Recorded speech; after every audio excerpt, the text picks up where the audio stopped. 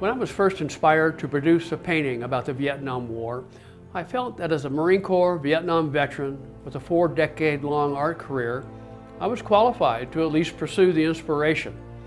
So as the creative strategy for Vietnam Elegy began to unfold, I soon identified certain elements that, when either hand-painted in riveting detail or delicately glued down on the canvas, would become visual anchors that I could continue to build upon. All the components that appear on this narrative on canvas have a significant singular importance. Each individual item has a story of its own to tell. Serving in South Vietnam in the 60s came with many hazards, but smoking cigarettes was not one of them. In fact, C rations, the combat-ready meals provided for troops in the field, included a 4-pack of cigarettes, sporting brands like Winston, Pall Mall, Lucky Strike, Salem, and Benson Hedges menthol. The box of goodies also came with a pack of limp, unreliable, moisture-resistant matches. Savvy troops often carried a Zippo, the cigarette lighter's leading man in many of Hollywood's war movies. Windproof, its distinctive shape and characteristic click sound melded function and style to an unhealthy habit of ludicrous concern, especially if you were being shot at frequently. This is the Zippo. Well, it's lost its click. It worked in 1968. Maybe it's just another war casualty, or maybe the function of having quit smoking. The M26 hand grenade and its look-alike improved version, the M61, were used to supplement small arms fire in the more up-close and personal run-ins with the enemy. The high-velocity dispersal of fragments from the Corps' serrated wire coil had an effective kill radius of about 15 meters. To their credit, grunts, keenly familiar with the rules of combat, intrinsically knew that the bursting radius of a hand grenade was always 1 foot greater than their jumping range. And the seriousness of those kinds of encounters had their undivided attention.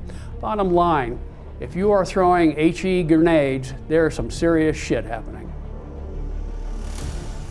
This U.S. Navy Hospital Corpsman shield with 2 snakes on a stick identified enlisted medical staff members that served at sea and ashore and were commonly assigned at some level to Marine Corps units, in particular 1 corpsman to each Marine rifle platoon. These jokingly maligned pecker checkers that staffed the various sick bays and the dispensaries in Northern I Corps were also the true and devoted lifesavers for Marine combat units in the field. Along with the U.S. Army's medics, these docs exposed themselves to all the same hazards as the grunts, and their heroic, everyday actions helped save the lives of thousands of young Americans. Although not an official relic of the Vietnam War, this ceramic figurine does have personal historical significance. When I was released from active duty, my first boss back in the world was a World War II vintage Marine. Having participated in the invasion of Okinawa and in the cleanup operations in post-war China, his lineage of Marines set the standard for those of us who, a generation later, would follow in their footsteps. His gift to me of the ceramic Marine in dress blues was mostly tongue-in-cheek, but I chose to employ it as symbolic of a small treasure with a powerful heritage, perhaps given to a grandchild by an old Marine veteran, as I have now passed it on to my grandson. When I decided to paint the Zippo lighter, it presented some unique challenges as well as opportunities. You can't really see it on the video, but this old stainless steel artifact has hundreds of scratches all over it. Being stainless steel, there's not much color that is involved here. So it had to represent color that maybe was reflecting its environment. And in this case, its environment was the painting. So it had to have some yellow from the explosion, some orange in the same light there, maybe some blue from the sky, maybe a little bit of green from here and there. And I think I accomplished that pretty well, but the unique challenge was, how do I duplicate the scratches?